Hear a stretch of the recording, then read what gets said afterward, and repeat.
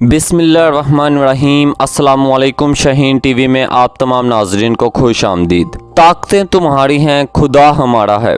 नाजरीन मोहतरम, दुनिया की तारीख में ऐसी फतूहात जहां पर जंगो जदल खून खराबा हुए बगैर हुई हों ऐसा बहुत कम होता है, लेकिन तालिबान ने 20 साल के बाद काबुल को जिस तरह से फतह किया है वो पूरी दुनिया के लिए एक पैगाम है। और तालिबान के खिलाफ जो हमेशा से नजरिया कायम किया जाता था पूरी दुनिया में और जो उनके खिलाफ बातें की जाती थी, उन लोगों को और खसूसन पाकिस्तान में भी कुछ ऐसे सेकुलर और लिबरल टाइप लोग पाए जाते हैं जो हमेशा से तालिबान के उन नकाइस को बयान करते हैं जो तकरीबन ना होने के बराबर हैं।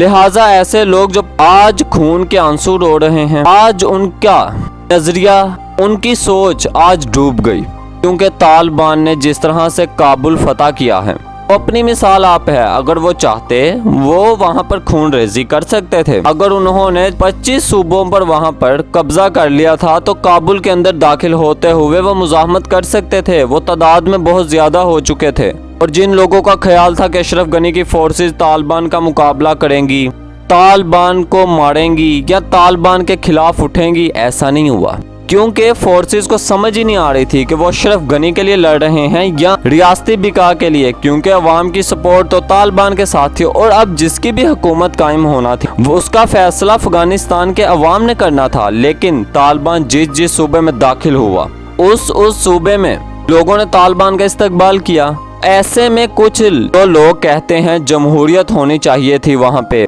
देखें, जमहूरी निज़ाम होना चाहिए या इस्लामी निज़ाम, इसका फैसला तो अफगानिस्तान के अवाम को करना है। लिहाजा तालिबान जहाँ भी गया है लोगों ने उनका इस्तकबाल किया है, तो इसका क्या मतलब है? लोग तालिबान की हमायत कर रहे हैं। लेकिन इस पर भी कुछ लोगों को अगर तकलीफ है तो उनके दर्द को हम कम नहीं कर सकते, लिहाजा उन्हें ये दर्द बर्दाश्त करना पड़ेगा।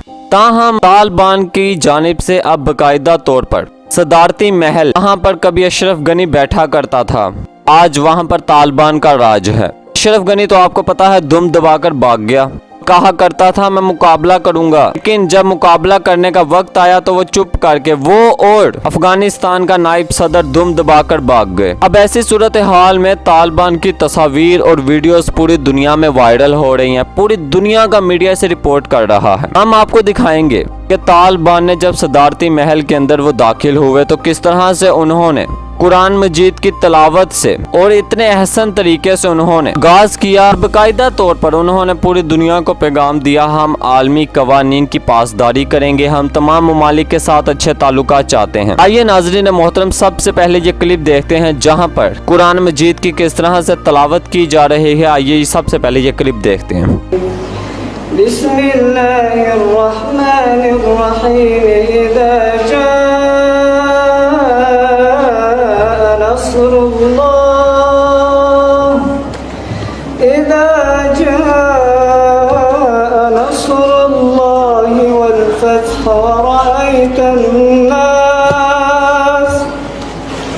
ورأيت الناس يدخلون في دين الله أفواجا فسبح بحمد ربك واستغفره إنه كان توابا بسم الله الرحمن الرحيم اللهم صل على روح مبارك سيدنا محمد في الأرواح وعلى جسده في الأجساد وعلى قبره في القبور وعلى آله وصحبه وبارك وسلم سبحان ربك رب العزة عما يصفون وسلام على المرسلين والحمد لله رب العالمين। जी तो नाज़रीन मोहतरम, ये तलावत सुनी आपने। अब ऐसी सूरत हाल में देखें, इमरान खान साहब 20 साल से अमेरिका को यही बात समझाना चाह रहे थे कि ये लोग बड़े सादा हैं, ये लोग जज्बे से लड़ते हैं, अगरचा उनके पास साजो सामान कम है तुम्हारी निस्बत, लेकिन ये लोग जज्बा रखते हैं।